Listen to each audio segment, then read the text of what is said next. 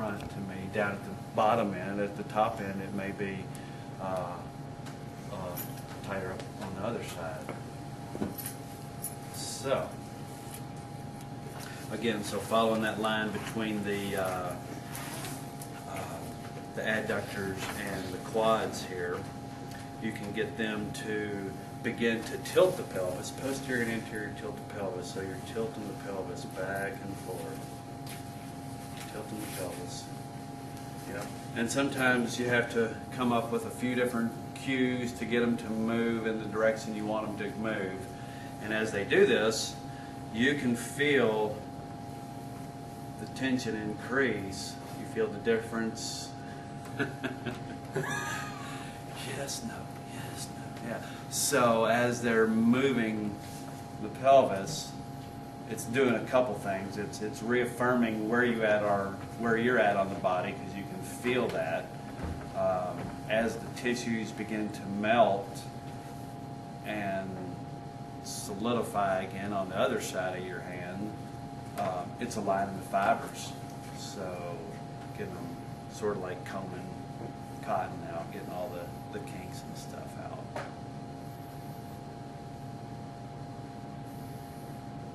How does it feel? Yeah. It always feels better when I quit.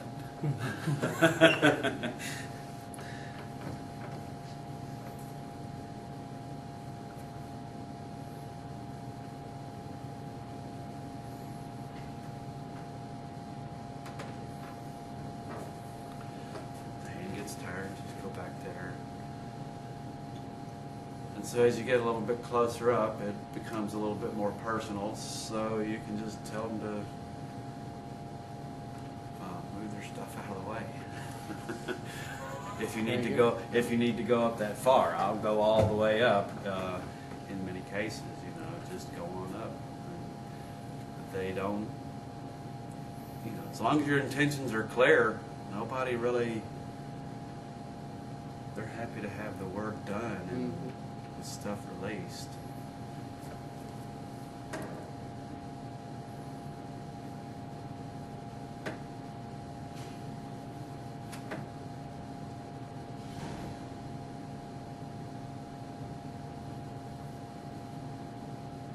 And just continue following that line all the way up. Occasionally you'll find a sticky spot, a speed bump or something, and I'll feel it quite often. I'll say, how does that feel right there? And I'm feeling it an inch or two ahead of it before I've really gotten to it. And say, oh, that's nothing. And then,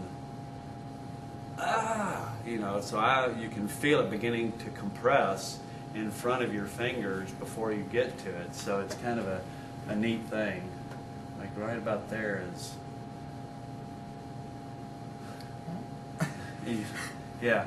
So you just feel these little speed bumps, sticky spots, thick spots, whatever. If you find one of those, you can. One of the people I studied with called it the drive-by shooting. She'd back up a little bit and get just slightly deeper, and then go through it again. It was like that. Just so rude. I get that quite often. Yeah. Why do you have to do it again? Yeah. You all right? Right. You must not be doing it right.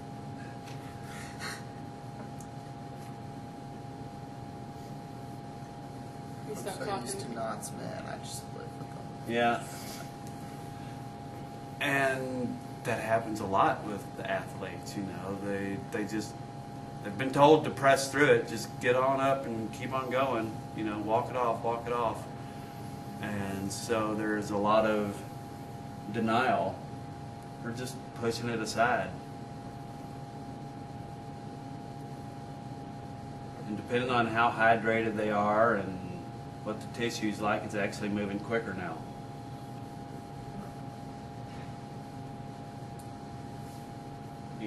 It just depends on what's going on. So, again, the typical pattern is, to interiorly tilted pelvis. You know, so you need to take the tissue down in the back most of the time for many people. It's not always the case, but and then you can look at hip asymmetries as well. You know, one pelvis forward of the other. You know, so it's not always the same on each side. So then going along the back one from the hamstring and down, you can always verify your position. Once you find that the sit bone there, just get them to lift the leg. Lift your leg up, and you can feel the adductor in front of your finger, and then, okay, go ahead and release, sorry. Good thing it wasn't heavy weight. And then push your hand, your heel into my hand, and then you can feel the hamstring right there. So again, if you're not sure, and release. So anytime you're not sure exactly where you're at, just call for movement, you know, and then you can find it. So, finding that same spot. You didn't know we were going to be such good friends, did you? So, all right.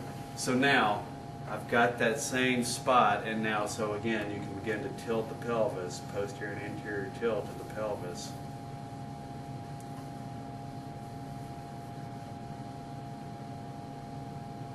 And right away, there's a little something right there. I noticed. And so you can run this line all the way down, back down to the knee, and it just forms a nice little Y.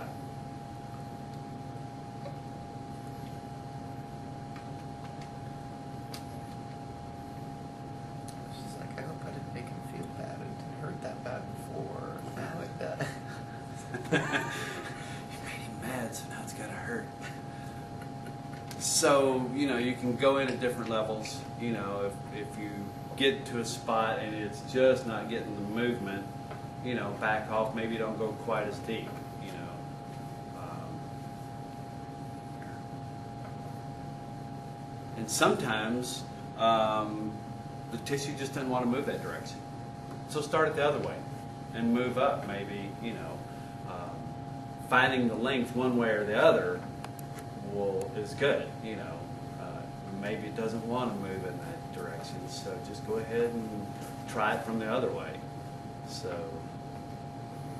and you were talking about the fingers, man. I got my fingers all jacked up here. It's like I know, but Yeah. eventually I'm like, okay, hold on. yeah, Need a paraffin bath after each yeah. one. So.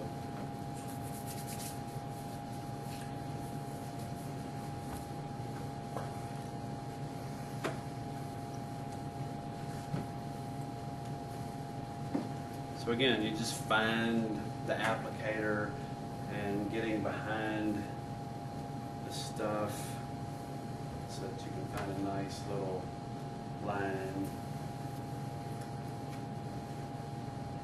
A lot of times hamstrings, after you've done the work on people on the back line and everything, they'll say, you know, or they'll come to you about, this is typically the 5th session as I do the series, and sometimes they'll come in and they'll go, boy, my hamstrings are so tight, and they'll reach between their legs to grab their hamstrings, whereas everybody else always goes, oh, my hamstrings. Well, what they're doing is they're finding that septum between the hamstrings and the adductors, and so they're naturally putting their hands on where the tightness is. So it feels like hamstrings because that septum is glued down to each other. So.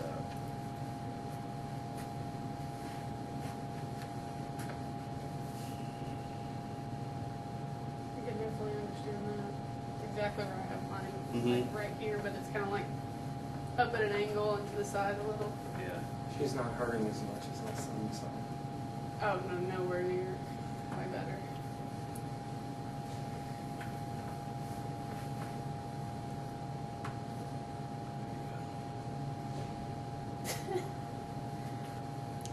Thought it didn't hurt, Dan.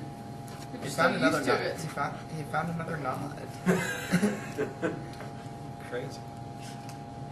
I was excited. I was just like, yay.